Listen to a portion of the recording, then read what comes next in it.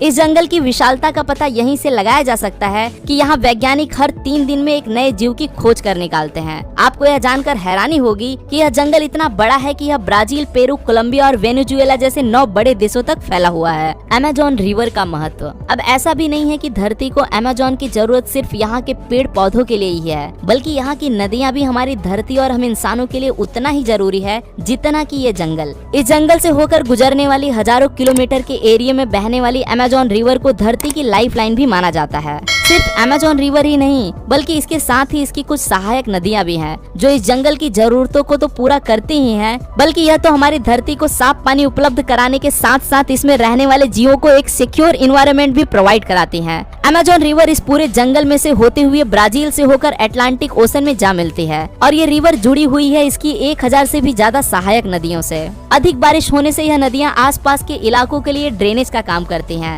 लेकिन अब ऐसे में एक सवाल और खड़ा हो जाता है कि जब यह जंगल हम इंसानों और धरती के लिए इतना ज्यादा उपयोगी और महत्वपूर्ण है, तो फिर आखिर इसे इतना खतरनाक क्यों माना जाता है? तो अगर अमेज़न जंगल की बात की जाए या फिर इसमें बहने वाली नदियों की, इस जंगल की पूरी दुनिया अलग अलग तरह के खतरनाक जानवरों से भरी पड़ी है। अब यह कह देना कि यहाँ पर पाए जाने वाले सारे के सारे जीव ही खतरनाक हैं, ये काफी गलत होगा। लेकिन फिर भी यहाँ पर कुछ ऐसे जीव भी पाए जाते हैं जो कि काफी बड़े हैं, जिनकी वजह से इन्हें जायंट भी कहा जाता है। ये इस जंगल में लगभग हर एक जीव और यहाँ तक कि इंसानों के लिए भी काफी बड़ा खतरा बन सकते हैं। तो चलिए दोस्तों, एक नजर डालते हैं अमेज़न की इस नदी और इसके आसपास रहने वाले कुछ ऐसे खतरनाक जीवों पर जिनके बारे में जानकर आपके भी होश उड़ जाएंगे।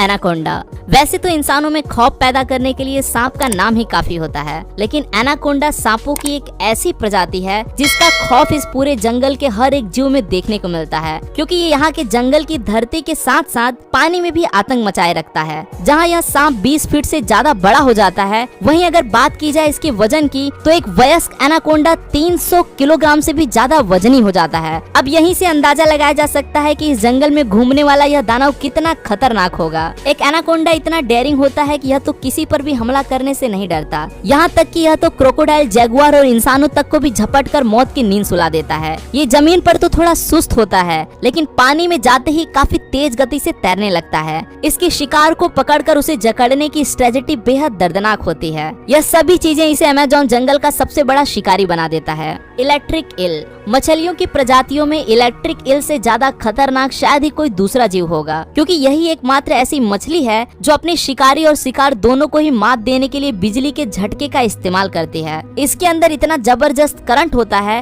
कि ये किसी को भी 500 वोल्ट तक का इलेक्ट्रिक शॉक दे सकती है। यही कारण है कि कई बार ये अपने से काफी बड़े जीवों को भी मौत के घाट उतार देती है।